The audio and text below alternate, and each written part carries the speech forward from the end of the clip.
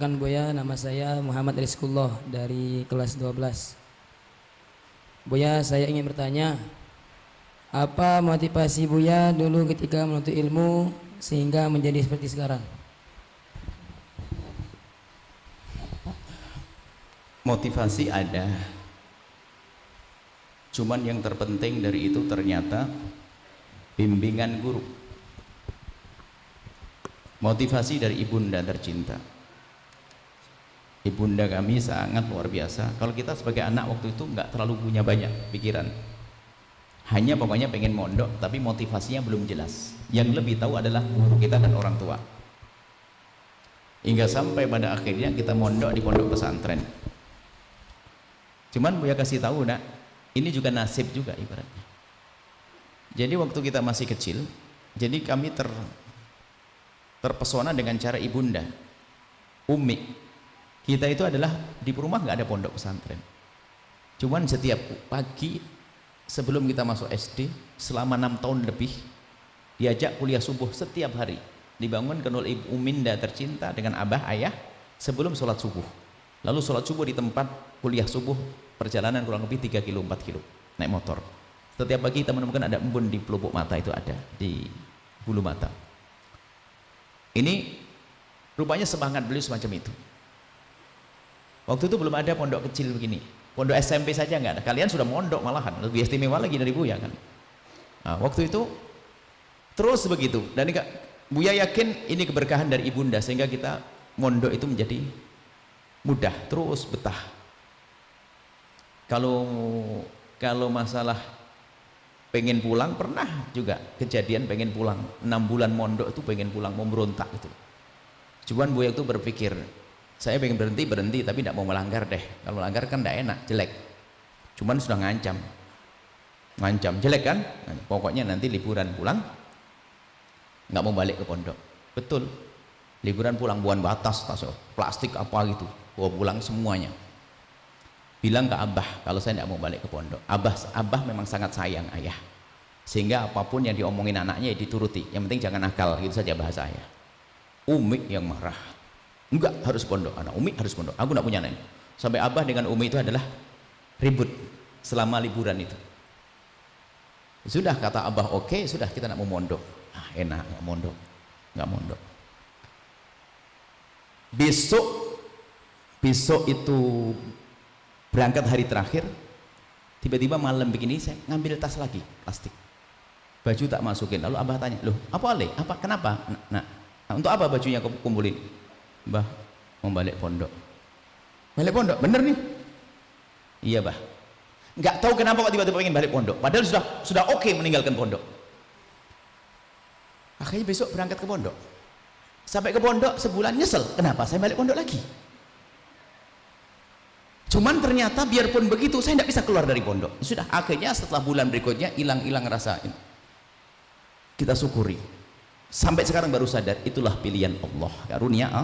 Jadi motivasi adalah dorongan dari orang tua, kerinduan orang tua yang luar biasa memotivasi kami. Sampai bahasanya Umi sederhana, aku sampai waktu kita mau berangkat ke Yaman, Umi itu ingat omongan ibunya Imam Syafi'i. Waktu Imam Syafi'i mau berangkat ke Irak, Syafi'i kau pergilah ke Irak sampai kau menjadi alim hebat, ketemu Umi nanti di surga.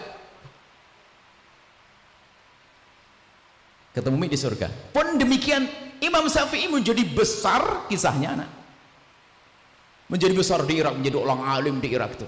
Suatu ketika Umi Imam Syafi'i di Mekah. Akhirnya di Mekah itu setiap ada orang alim tuh secerita, di alim Mekah kan ada pengajian begitu. Sebab orang haji dulu waktunya lama, selalu setiap ada pengajian ngomong qala Syafi'i, qala Syafi'i, qala Syafi'i. Ibunya dengar qala Syafi'i. Siapa yang mau maksud qala Syafi'i, tanya. Syafi'i itu Bu, ada seorang anak muda yang sekarang tinggal di Irak, aslinya dari sini. Orang muda itu adalah Muhammad bin Idris Asy-Syafi'i, alim besar di Irak. Ibunya yang dengar berita itu, oh, sampaikan salam ke Syafi'i, aku ibunya dan Syafi'i harus pulang. Akhirnya Syafi'i mendengar dipanggil ibundanya, memang sudah alim, pulang.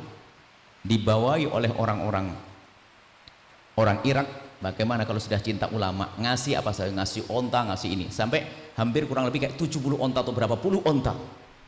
Berarti kekayaan, semua orang ngasih hadiah. Imam Syafi'i pulang. Sebelum pulang, sebelum masuk tapal batas, Imam Syafi'i ngutus muridnya untuk ngasih ibundanya. Kalau Imam Syafi'i mau pulang, biar umiknya seneng, ngasih sambutan bagaimana. Umiknya ngetanya, Syafi'i bawa apa? Dijawab, Umi, Imam Syafi'i bawa onta, kekayaan yang banyak gini-gini. Uminya mukanya masam. Aku nyuruh Syafi'i ke Irak bukan untuk cari itu. Kalau dia bawa itu, jangan boleh masuk sini, saya tidak mau ketemu dia.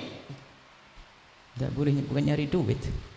Imam Syafi'i ketakutan di situ. Langsung semuanya disegahkan kepada fakir miskin yang ada di Mekah. Setelah itu ngirim utusan, sudah habis, boleh tidak ketemu Umi? Datang lagi, akhirnya ketemu umiknya.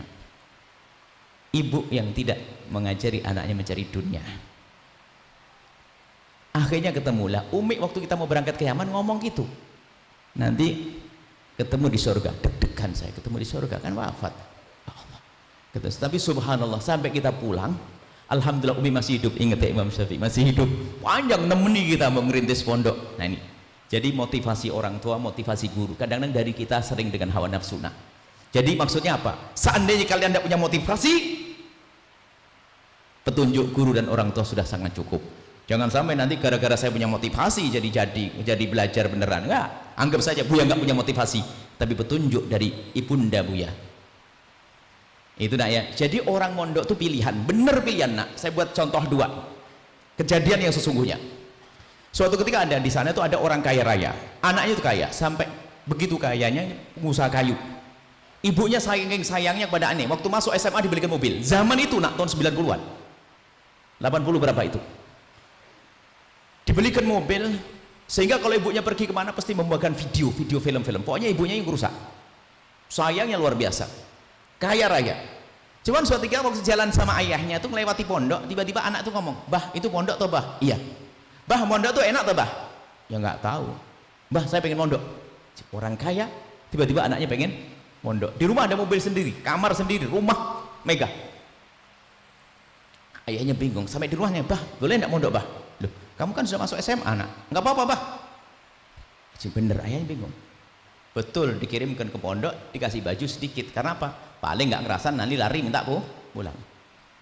Bulan pertama ayahnya cerita kita. Bulan pertama ngunjungi anaknya, "Nak, gimana nak? Enak, Nak?" "Enak, Bah, seneng, Bah." "Aduh, seneng."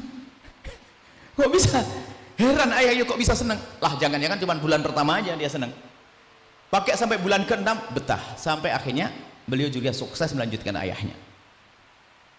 Jadi orang yang soleh, penerus ayahnya sampai jadi donatur beberapa tempat. Nah, ini adalah biarpun orang kaya raya ternyata hidup di pondok pun akhirnya betah karena dipilih oleh Allah. Kebalikannya nak, karena nasib buruk makanya kalian punya nasib baik. Ini kasih motivasi ini. Di pondok tuh ada orang nangis, sumpek sampai ustadz itu. Suruh belajar nggak mau, peraturan nggak mau, nangis terus. Dimaafkan seminggu, 2 minggu sampai sebulan. Akhirnya para ustadz tuh khusnudan, mungkin dia anaknya orang kaya dan sebagainya, pokoknya gitu. Dimaafin ini. Akhirnya setelah bulan kedua atau ketiga itu sudah nggak bisa dipertahankan, harus dipulangkan. Sudah diantarkan pulang. Nggak ada telepon-teleponan orang tuanya, teman dulu telepon apaan, handphone belum ada. Diantarkan. Jalannya habis naik bis turun, naik angkot turun, jalan kaki. Jadi perjalanan padahal nggak jauh ya, itu sampai sehari. Berangkat pagi, sore baru nyampe.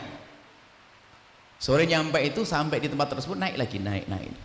Kaget ustadz yang nganter. "Yuk, rumahnya begini, kubuk, bolong-bolong begitu. Itu ada kambing, ada ayam segala macam. Ayahnya nggak ada lagi.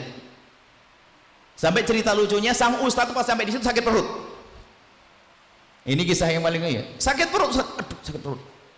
Nggak ada orang di situ. Anak ini datang nggak ada orang tuanya. Akhirnya pas sakit perut, "Nah, aku sakit perut gimana?" "Itu saat toiletnya." Kalau di pondok kan toiletnya ada kuncinya segala macam. Langsung ke belakang rumah, hanya ada lubang begini, dikasih injaan begitu. Pas ke arah rumah dikasih kain begitu, apa? Bekas karung yang dirobek. Jadi yang penting nggak kelihatan sih. Dia ustadz santri, ustadz pondok suruh buang air, buka baju begitu kan nggak bisa. Gimana? Sudah memang gitu. Akhirnya temannya ngomong, "Sudah ada tempat lain lagi, mau apa?" Akhirnya tetap dinikmati di situ. Mau tidak mau, akhirnya diantari air pakai bukan galon kayak tempat itu air. Terus bersih, langsung selesai. Wah, lega dia. Cerita yang lucu yaitu kan nasib buruk dia buang air seperti itu. Tidak lama kemudian abahnya datang sama ibunya cari rumput, nangis dengar anaknya pulang. Padahal di rumah kayak begitu. Bayangkan, di rumah cari air susah, rumahnya sangat sederhana, mandinya nggak jelas di mana, makanya nggak seenak di pondok. Tapi kalau sudah tidak dipilih oleh Allah, nggak betah. Ini sebuah contoh, ini nyata. Tapi sebaliknya, biarpun orang kaya raya, kalau sudah dipilih oleh Allah, tahan di pondok. Itu adalah motivasi buat kalian, bahwasanya kalian itu orang yang dipilih oleh Allah, maka belajar yang serius. Jadi apapun nanti kamu akan menjadi orang yang berguna. Itu saja anak motivasi Buya ya. Motivasi Buya adalah itu pilihan Allah. Kalau tidak dipilih oleh Allah, 6 bulan pertama Buya mondok sudah keluar, nggak tahu jadi apa, kan begitu. Balik lagi, mumpung kalian di pondok, syukuri. Cukup insya Allah ya. Cukup sayang. Satu lagi. Setelah Anda menyaksikan video ini, jangan lupa berselawat kepada baginda Nabi Muhammad sallallahu alaihi wa alihi wa sahbihi wasallam.